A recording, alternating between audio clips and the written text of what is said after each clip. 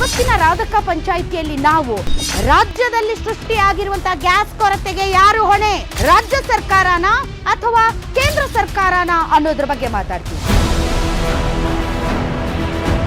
Gas ಕೊರತೆಗೆ ಯಾರು ಕಾರಣ? ನರೇಂದ್ರ ಮೋದಿಯವರ ನೇತೃತ್ವದ ಭಾರತ ಸರ್ಕಾರ.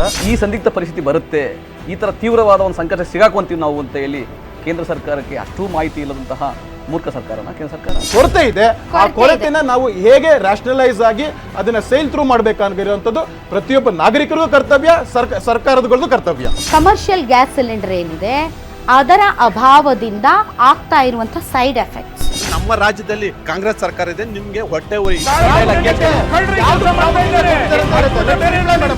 ನಿಮ್ಮ ಮೋದಿ ಅವರ ಆಡಳಿತ ಸಂಪೂರ್ಣವಾಗಿ ಫೇಲ್ ಆಗಿದ್ದಾರೆ. ಅವರು ರಾಷ್ಟ್ರದವರು ಕೂಡ ತಟಸ್ಥ ನೀತಿ ಅನುಸರಿಸಿದ್ದಾರೆ. ವಿದೇಶಾಂಗ ವ್ಯವಹಾರ ಖಾತೆ ಯಾರ ಹತ್ರ ಇದೆ? ಕರ್ನಾಟಕ ಸರ್ಕಾರ ಹತ್ರ ಇದೆಯಾ, ತಮಿಳುನಾಡು ಸರ್ಕಾರದ ಹತ್ರ ಇದೆಯಾ, ಕೇಂದ್ರ ಸರ್ಕಾರದ ಹತ್ರ ಇದೆಯಾ? ಪ್ರಶಸ್ತಿ ಕೊಡಿ, ನಾನೇ ನಿಲ್ಸಿರೋದು, ವಿಶ್ವದಲ್ಲಿ ಯುದ್ಧಗಳನ್ನೇ ನಿಲ್ಸಿರೋದು ಅಂತಕ್ಕಂಥವ್ರು ಈಗ ಯುದ್ಧ ಮಾಡ್ತಾ ಇರ್ತಕ್ಕಂಥ ಒಂದ್ ನಿಮಿಷ ತಿಳ್ಕೊಬೇಕಾಗ್ತದೆ. ಜನ ನಮ್ಮ ಬಗ್ಗೆ ಏನ್ ಅನ್ಕೋತಿದಾರೆ ಗೊತ್ತಾ ನಿಮ್ಗೆ?